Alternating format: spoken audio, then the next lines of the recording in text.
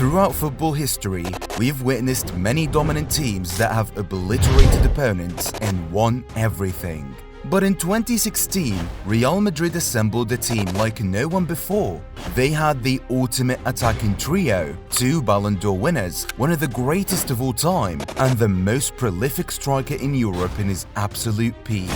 They dismantled Europe's elite with ruthless efficiency, setting Champions League records that still stand today. But how good was the BBC really, and is the 2016 team the best of all time? There's no question that Real Madrid were one of the strongest teams in the early 2010s, especially when you consider the squad was built around Cristiano Ronaldo, who had won the Ballon d'Or in 2013 and was consistently scoring more than 50 goals per season. Real Madrid had several world-class players across the pitch, including Sergio Ramos, Marcelo, Luka Modric, Xabi Alonso and Angel Di Maria, and they were viewed as one of the main contenders in every competition they entered. But for all their quality, they still hadn't won the Champions League since 2002, and 3 straight semi-final exits made the pressure heavier each year. After the 2012-13 season, Carlo Ancelotti replaced Jose Mourinho, and the club quickly moved to strengthen its attack. Benzema and Ronaldo were headlining Real Madrid's attack, but they lack one missing piece on the right flank, so they went on with Gareth Bale after a 21-goal season in the Premier League and a PFA Player of the Year award. Madrid signed the Welsh wizard for a then-record fee of 100 million euros. With Bale joining Ronaldo and Benzema, Real Madrid had 3 elite attackers whose strengths fit perfectly together. They had the fastest forward in Europe, the most versatile striker in the world, and the deadliest finisher in the world. Together, the trio combined for 97 goals and 30 assists in their debut season. Their first real test came in the Copa del Rey, where Bale produced one of the most iconic goals in his career, a 60-yard solo run in the final against Barcelona to win the trophy. Tranquilos, tranquilos. Bien, ahora. Bien sacada. Bien, Fabio. Muy bien, Fabio, vámonos.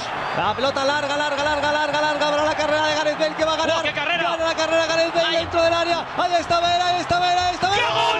¡Qué gol de Gareth Bale! ¡Qué gol de Gareth Bale! ¡Gol de Gareth!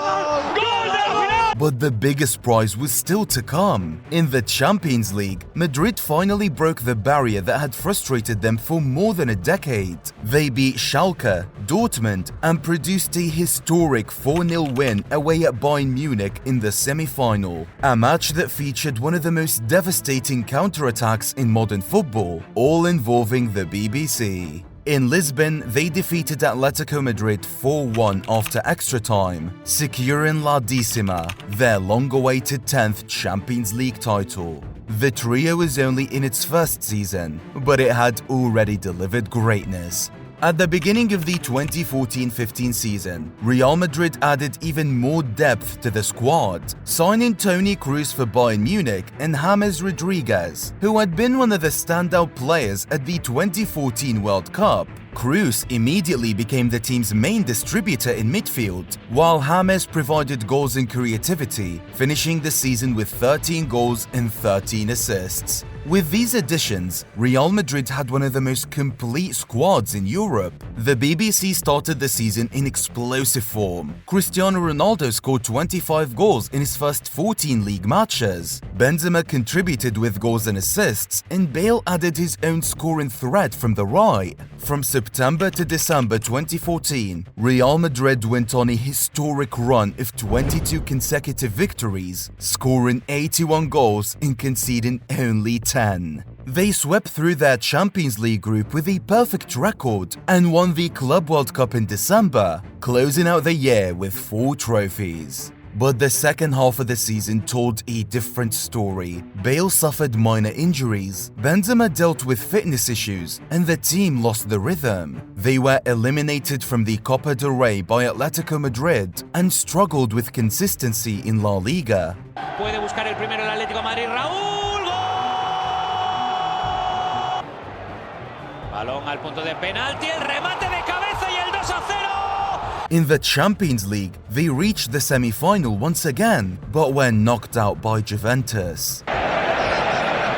Pogba's header back. It's Morata! Cristiano still finished the campaign as the Champions League's top scorer, but that season, they ended without a major trophy. The following year brought more instability. Carlo Ancelotti was dismissed and Rafael Benitez took over. Results remained decent, but the team lacked fluency in attack, and the BBC rarely played with the same freedom. A 4-0 defeat to Barcelona at the Bernabeu forced the club to make yet another change. And in January 2016, Zinedine Zidane was appointed. He knew the team didn't need renovation, they needed clarity. Prior to his arrival, Bale's injuries were a concern. Benzema's inconsistency had disrupted the connection for the front three. So Zidane's first step was simple: restore confidence and put full trust back in the BBC. And the response was immediate. The trio responded quickly to the new approach, firing from all sides at a ridiculous rate. In Zidane's first 11 league matches, his deadly front three combined for 27 goals, with Bale delivering one of the best runs of his Real Madrid career, scoring 8 goals in 4 matches. In the Champions League, the European giant advanced past Roma, then faced Wolfsburg. The first leg ended in a surprising 2-0 defeat, and Real Madrid walked into the second leg needing one of the biggest turnarounds in their recent history. That night at the Bernabeu, Cristiano delivered a hat-trick so loud, it turned their entire season around. Together, BBC had brought Madrid back from the edge of elimination. In the semi-finals, Madrid defeated Manchester City, setting up another Champions League final against City rivals Atletico Madrid. And, as you would expect, the match was tense from start to finish. It went to extra time, then penalties. And when Cristiano scored the final penalty, Real Madrid were champions of Europe again. It was their second Champions League title in 3 years. But in La Liga, the story was not the same. Real Madrid finished with 90 points, just 1 behind Barcelona, which meant they lose out on the league yet again. The season wasn't perfect, but it revealed something that Madrid had been waiting for: a version of BBC that was balanced, confident, and fully adapted to Zidane's structure. And what came next was the result of everything falling into place at the same time. Real Madrid were about to enter the most complete season of their modern era. Real Madrid entered the 2016-17 season with 2 goals. One, that is of course to defend their European title, but the last time they won the La Liga was in 2012. While they were crushing teams in Europe, they were always missing out on the league title. So now, it was simple: cement their legacy by winning the La Liga again. Real Madrid began with a sense that the team had finally found its identity. For the first time since the BBC formed, everything around them felt settled. Zidane didn't change much. He didn't reinvent anything. He just kept the formula simple, and the players carried it out from week 1. Real Madrid opened the league strong, winning match after match, and by September, they had equaled Barcelona's all-time La Liga record of 16 consecutive league wins. Whether the BBC started together or not, the team looked confident. When Bale played, the right side had pace. When Benzema dropped deep, the attack connected. And Cristiano, now focusing more on finishing inside the box, became even more efficient. Zidane also trusted the squad around the trio. Morata, Isco, Lucas Vazquez, and Asensio all delivered when called upon. It allowed the BBC to stay fresh for bigger matches. Madrid weren't just winning, they were rotating, adapting, and controlling games in a way they hadn't in previous seasons. In Europe, things moved just as smoothly. They made it out of the group without losing a match, then beat Napoli with 2 solid wins in the round of 16. The quarter-final against Bayern Munich turned into one of Cristiano's most impressive knockout performances. He scored 5 goals across both legs, as Madrid won 6-3 on aggregate. The semi-final was another derby against Atletico. Real Madrid handled the first leg perfectly, winning 3-0 thanks to a Cristiano hat-trick. The second leg was more intense, but they advanced, securing their second straight final. Meanwhile, in La Liga, Madrid kept their form. They didn't play the flashiest football, but what they did have was reliability.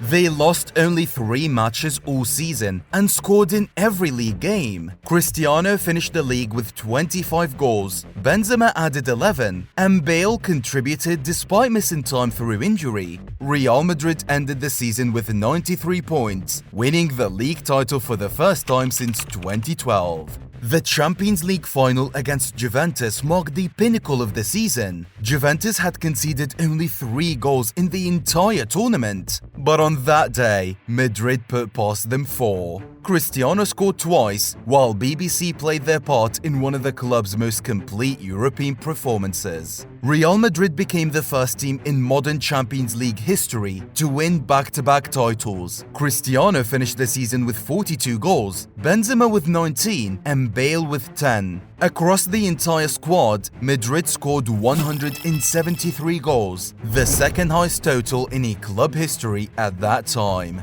For many people, the 2016-17 team wasn't just good, they were the most complete Real Madrid side of the modern era. The 2017-18 season began with Real Madrid looking exactly like the team that had just won almost everything. They had opened the year beating Manchester United in the UEFA Super Cup and then defeated Barcelona 5-1 on aggregate in the Spanish Super Cup. Ronaldo scored, Benzema scored, and Bale contributed. It seemed like the momentum from the previous season carried straight into this new one. But as the league began, the picture quickly changed. Cristiano missed the first 5 league matches due to suspension, and Madrid struggled without him. They drew games, dropped points at home, and slipped behind Barcelona early. Bale started the season brightly, but picked up another muscle injury that kept him out for several weeks. Benzema also suffered a hamstring issue, and when he did play, his goal numbers dropped sharply. They were still one of the most dangerous trios in Europe, but they were rarely on the pitch together. Zidane began adjusting, Isco played more minutes, Asensio had breakout spells, Lucas Vazquez became a frequent option on the right. The attack continued to function, but it wasn't the same as before.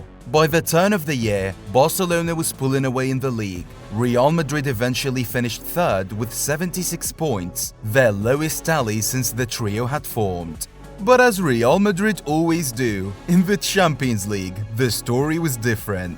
CR7 delivered one of the most impressive knockout campaigns of his career, scoring twice against PSG and producing the famous bicycle kick in Turin. And then Ronaldo!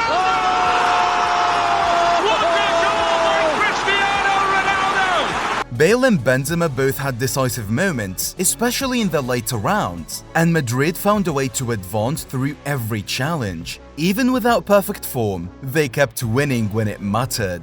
Real Madrid had reached the 3rd consecutive Champions League final. The season had been uneven, the league campaign had been difficult, and the BBC had dealt with injuries at almost every stage. But somehow, they were still there, still alive in Europe, still one match away from yet another major trophy.